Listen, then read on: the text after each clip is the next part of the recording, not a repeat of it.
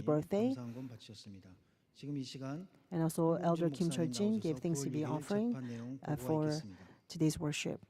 At this time, Reverend Hong Bong-ju will come and report to us about the result of the court decision, court hearing today. And today we had the two hearings, and because of our saints have prayed so much for us, I think today's court hearing went pretty well. There were two main injunctions filed. First is to injunction to stop the restrictive church entry, and secondly to stop the tasks by the acting senior pastor. Each case has had about 30 minutes of sessional hearing. And the result is that the court will give us 2 more weeks to submit any documents to defend our case.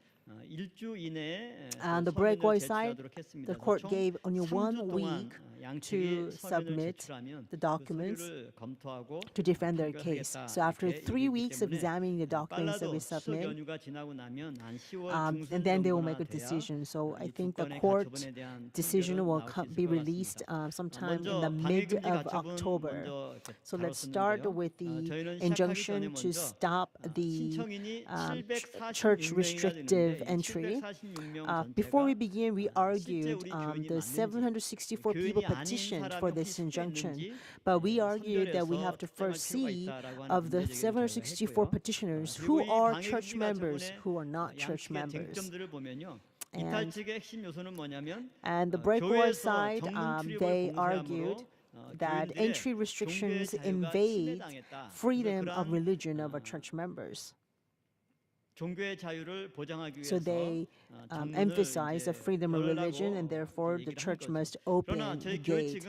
But our church side, they said this was not a selective restriction, but a full restrictive entry for both sides. And the reason the members on our side are able to come into church is not so that we can have a worship, but they're the minimum number of people allowed to watch over and maintain the church premise, because our church premise is so big and broad, and all the worships are online. And so the core points here is that what should weigh more, invasion in religious freedom, or should the court accept their arguments and so allow the chaos and violence to ensue? So we asked what would weigh more, religious freedom or possible violence and conflict? And secondly, the breakaway side have requested that we remove all the security systems at Moriah, Jerusalem, Emmaus, and Lois sanctuaries and do not interfere with their worship or their entry into these buildings. We argued that all the sanctuaries are not, do not belong to each department or district in our church. All the sanctuaries actually belong to and are maintained by the church administration office, because they're church property. So the main supervising organization is the church administration office. And also the breakaway side says only the church side members are able to come into a church, and then they all have to wear uniform, and they have some kind of electric wristbands to tell them apart. So we never had this electric wristbands, but they say electric wristbands. So what we said, that the reason we have to have restrictive entry is because of the past repeated violence from the breakaway side and their attempts to divide the church.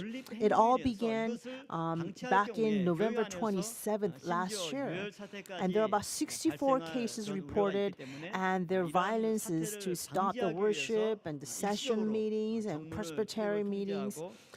There's many other violences, and to stop this, we have restricted entry to church. And when things are normalized, we will gradually open the gate and will transition into the on-site worship.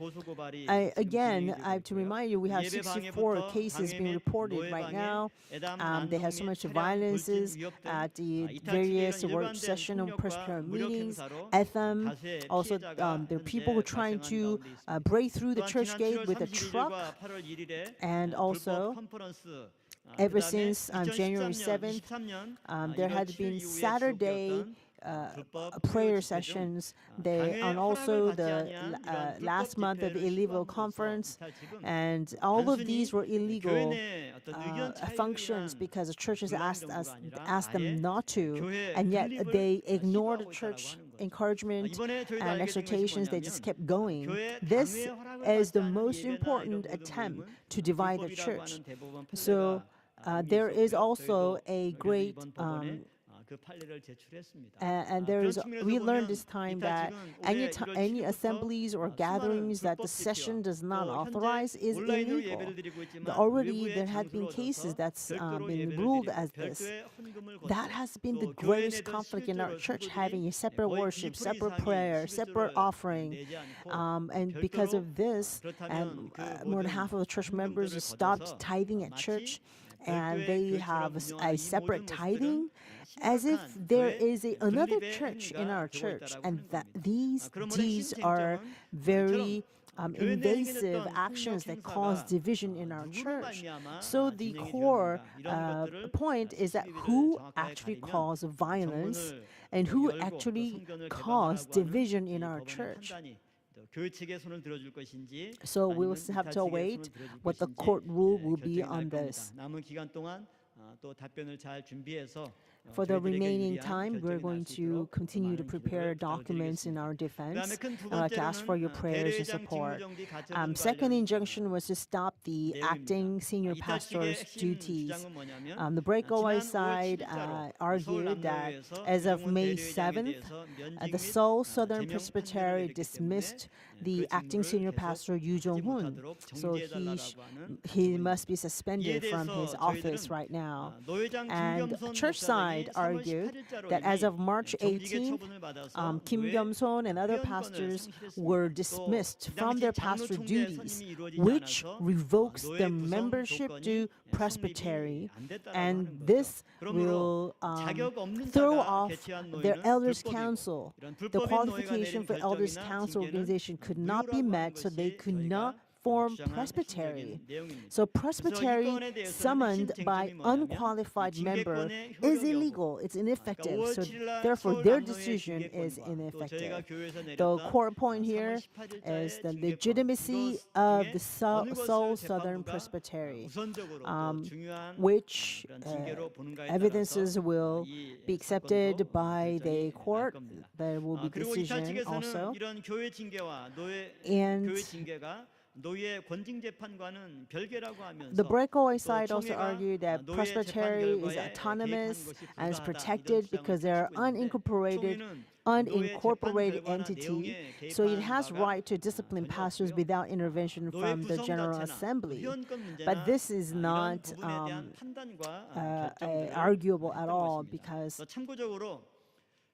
이 쟁점에 대해서 총회가 지금까지 한 7번 정도 중요한 결정과 입장을 General Assembly is the supreme ruling organization. It has supreme ruling authority, General Assembly, and the General Assembly has ordered them to stop many times. So, because the General Assembly is a supreme ruling authority, when it comes to a constitution, the Constitution has the power to decide different aspects of the presbytery. For its establishment, its merging, or division, or abolishing, all of that is in the Constitution governance of the Constitution, Constitution governance of Article Chapter 11. Article 11, Clause 1, 4, and 5. And also in April 17th, the General Assembly ordered the South Seoul Presbytery to newly organize and launch. So the new elder councils were formed with pastors. Also, on May 10th, the General Assembly ordered that after April 17th, all the decisions and disciplines that were made by the former Seoul Southern Presbytery will be made void. And as of May 10th, to stop all administrations, and by June 12th, to elect new officers and report to General Assembly. And then in June 23rd, there was a General Assembly Executive Committee statement on June 23rd, and it confirmed the decision that was made on May 10th. 구 서울 남노회 측에 해 총회 행위에 대한 엄중한 And they gave a strict order and disciplinary statement to the former Seoul Southern Presbytery to dissolve. Then the next day, on June 24th, they replied to the Judiciary Committee of Pyung-Kang Church. And the Judiciary Committee says what the Seoul Southern Presbytery dismissed Reverend Yoo Jung-hoon, it is not effective. And Reverend Yoo Jung-hoon's role as the acting senior pastor, it is effective. 문의에 대해서 총회에서는 효력 없음으로 결론을 내리고 유종훈 대리회장의 직무 수행은 적합하다 이런 And secondly, the Seoul Southern Presbytery argued that they need to appoint Reverend An Yeon-tae as the interim moderator, but they also ruled out that that is illegitimate and it's ineffective. And also, on June 24th, 구 서울 남노회 안현태 목사 임시당회장 파견의 건 효력 여부에 대한 문의 추가 사항에 대해서 안현태 목사의 평강제일교회 임시당회장 행세는 불법으로 효력 없음 판단을 Reverend An Yeon-tae's role as acting or interim moderator of Pyung-Kang, it is illegal and ineffective. 6월 24일에는 서울 남노회 신임 And 임원 및 also, 직인 등록 on June 확인권 문서를 24th in Seoul Southern 총회 Presbytery, 지시에 의해서 저희는 6월 10일에 서울 남노회를 was to 구성해서 enroll 박재수 a new 목사님을 organization 노회장으로 선출해서 적법한 회원으로 임원 구성을 하고 so that 기존의 Pastor 노회 직인을 James Park was the 반란하고 moderator 요청했음에도 of the 불구하고 남노회 Seoul 측에서 Presbytery. 거부하자 저희가 별도의 직인을 만들고 총회에 등록을 해서 총회에서 저희의 직인을 공식 서울 남노회 And 직인으로 we asked 인정을 for 했습니다. the official 모든 stamp from the 문서나 서류 former 발급은 presbytery, 저희 직인이 but they 아니면 declined to 총회에서 give it to 인정하지 us. 않는 So 불법 we 문서가 asked our 되겠습니다. General Assembly if we 그다음에 could 8월 make a 8일에는 new 불법 seal. 서울 남노회 They 총회장 allowed 및 it, so 총회 we 임원 are 불신 now 결정에 we 대한 now have a possession 입장문을 of the new 발표해서 seal of the 구 Southern 서울 Seoul 남노회 측의 Presbytery, 행위는 교단의 authorized 명예와 by the 권위를 Seoul Southern 실추시키는 행위이고 authorized by the 이에 General Assembly. 조사처리위원회를 The 7th, 구성해서 on August 총회에 8th, 보고할 것을 the General 결의했습니다. Assembly 그래서 현재 조사처리위원회에서 이 부분에 대해서는 addressed 조사 중이고 9월 18일 the illegality of the former Seoul Southern Presbytery. 처리 방안까지 결정해서 And what Kim Kyum-son, who's a former moderator of the Seoul Southern Presbytery, their deeds were very disruptive and damaging to the denomination and the honor, defaming to the denomination.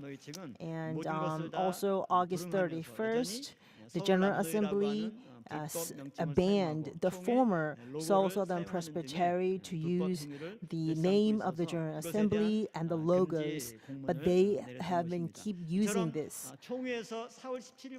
So from April 17th until August 31st, there are important decisions 7 times by the General Assembly concerning the Seoul Southern Presbytery and also for Pyung-Kang Church, and especially for Reverend Yoo Jung-hoon regarding his office as the acting senior pastor. And we have tried every measure according to the law and the bylaws and constitution of General Assembly, and I'm reporting this to you because this has been submitted to the court, that we have been abiding by the constitution of General Assembly. And also, on May 7th, the Pyung-Kang Church does not have a senior pastor anymore, so the Seoul Southern Presbytery has appointed An Yeon-tae as the interim senior pastor. But we have argued the Seoul Southern Presbytery is already illegitimate, illegal organization, and interim senior pastor can be appointed when there is no pastor.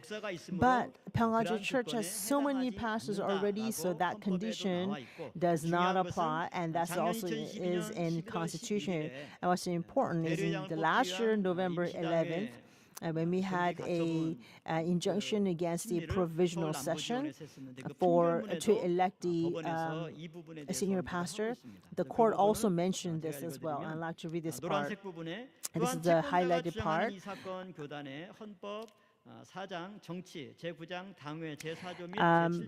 Their argument, according to the constitutional denomination, it says that their request to have a interim senior pastor is when there's no other pastors available.